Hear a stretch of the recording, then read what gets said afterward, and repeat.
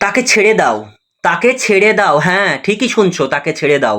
যে মানুষটা তোমাকে একদিন ভালোবাসার প্রতিশ্রুতি দিয়েছিল, আজ সেই মানুষটাই তোমাকে কষ্ট দিচ্ছে, দিনের পর দিন অবহেলা করছে, তোমার অস্তিত্বকে মূল্যহীন করে ফেলছে। তুমি জানো, কখনো কখনো ভালোবাসার নামেই মানুষ সবচেয়ে বড় শাস্তি পায়।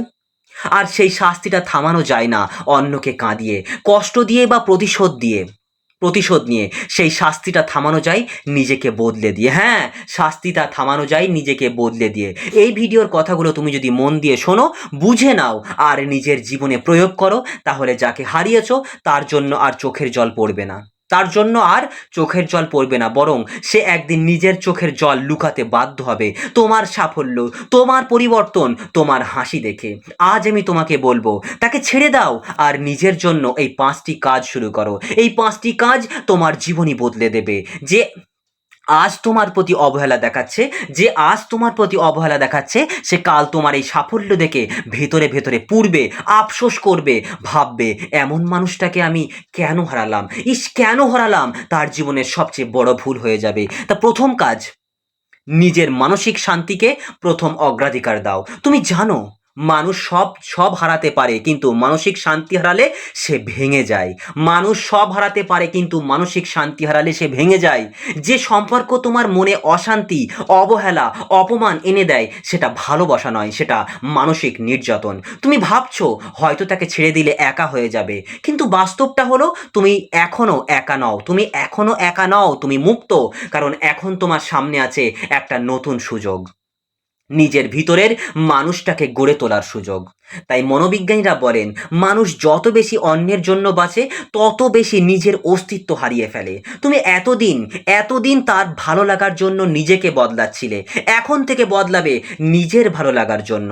প্রতিদিন সকালে নিজেকে একটা কথা বলো, আজ আমি নিজের শান্তির জন্য কাজ করব, অন্যের মুডের জন্য নয়।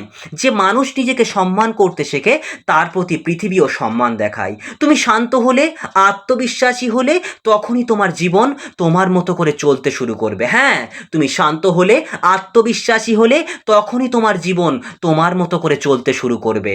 তুমি জানো, দ্বিতীয় কাজ, নিজের কাজ, স্বপ্ন আর ভবিষ্যৎকে বেশি বেশি গুরুত্ব দাও, বেশি বেশি প্রায়োরিটি দাও। তুমি কি জানো বন্ধু, যে মানুষ একদিন তোমাকে অবহেলা করেছে, সে একদিন তোমার সফলতা দেখে লজ্জিত হবে।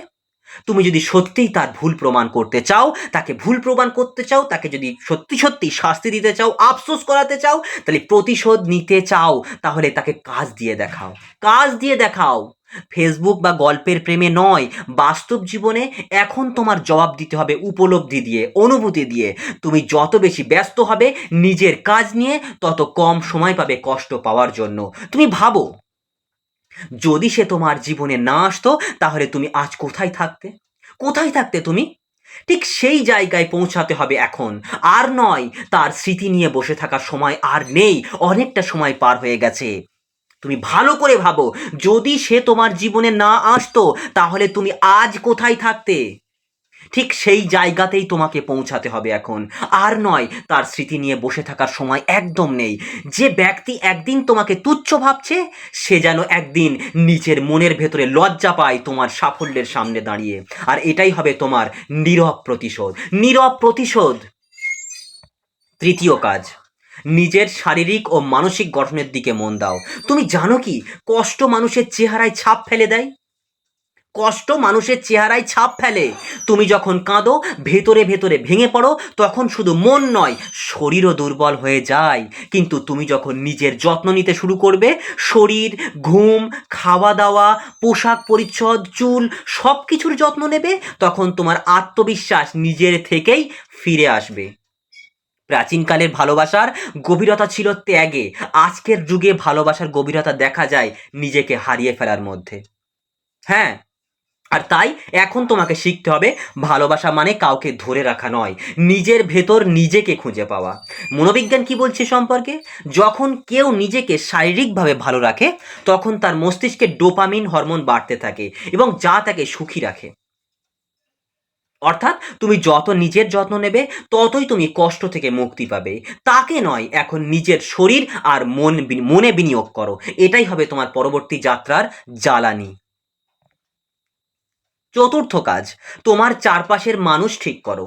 যে মানুষ তোমাকে বারবার নিচে নামিয়ে দেয়, তোমার স্বপ্ন নিয়ে হাসে, তোমার মনোবল ভেঙে দেয়, তোমার আত্মবিশ্বাসকে ভেঙে ফেলে, তোমার স্বপ্ন নিয়ে তারা বাজে মন্তব্য করে, তোমার কোনো মতামত, তোমার সিদ্ধান্ত, তোমার ভাবনার কোনো মূল্যায়ন করে না, তোমার স্বপ্ন নিয়ে তারা হাসাহাসি করে, বকাবকি করে, তাদের থেকে তুমি দূরে সরে যাও। একটা গাছ যেমন সূর্যের আলো পেলে বড় হয়, তেমনি মানুষও বড় হয় তার ভালো পরিবেশে। তুমি যদি এমন লোকেদের সঙ্গে থাকো যারা তোমার শক্তিকে চিনতে পারে না, তোমার স্বপ্নকে মূল্যায়িত করে না, তোমার স্বপ্ন দেখাকে মূল্যায়ন করে না, তারা তোমার জীবনকে অন্ধকার করে দেবে, তারা তোমার স্বপ্নকে ভেঙে চুরমার করে দেবে। যে মানুষ সত্যিই তোমাকে ভালো চায় সে কখনো তোমাকে ছোট করবে না, তোমার প্রত্যেকটা কথাকে, তোমার প্রত্যেকটা স্বপ্নকে তারা ভালো বড় করে দেখবে। তুমি যদি পাঁচজন ভালো ইতিবাচক মানে পজিটিভ থিঙ্কিং মানুষের সঙ্গে, পরিশ্রমী মানুষের সঙ্গ পাও, তোমার চিন্তাধারা বদলে যাবে। প্রেম হারানো কোনো শেষ নয়, কিন্তু ভুল মানুষের পাশে থেকে নিজের শক্তি হারানো সেটাই আসল ক্ষতি। তাই আজ থেকে সিদ্ধান্ত নাও, আমি এমন লোকেদের সঙ্গে থাকবো যারা আমার উন্নতি চাই, যারা আমাকে ঠেলে নামায় তাদের থেকে আমি দূরে সরে যাব। পঞ্চম কাজ এবং শেষ কাজ, ক্ষমা করো কিন্তু ভুলে যেও না। ক্ষমা করো কিন্তু ভুলে যেও না, এটা সবচেয়ে বড় শিক্ষা। ক্ষমা মানে ভুলে যাওয়া নয়, বরং নিজেকে মুক্ত করা। তুমি যদি সারাক্ষণ তাকে ঘৃণা করে বাঁচো, তাহলে তুমি এখনো তার দাস হয়ে আছো, এখনো তার দাস হয়ে আছো। সে তোমার মনে বাস করছে, তোমার চিন্তায় ঘুরছে, তোমার শান্তি কেড়ে নিচ্ছে। তুমি বলো আমি ওকে ক্ষমা করব না, কিন্তু বাস্তবে না ক্ষমা করলে ক্ষতি কার? তোমারই। কারণ প্রতিদিন তুমি তার কথা ভেবে ভেবে নিজেকে কষ্ট দিচ্ছ। মনোবিজ্ঞানীরা বলেন ফরগিভনেস ইজ সেলফ হেলিং। যখন তুমি কাউকে ক্ষমা করো, তখন তুমি নিজের মনের ঘাতে ওষুধ লাগাও, নিজের মনের যে ঘা, সেই ঘাতে ওষুধ দাও।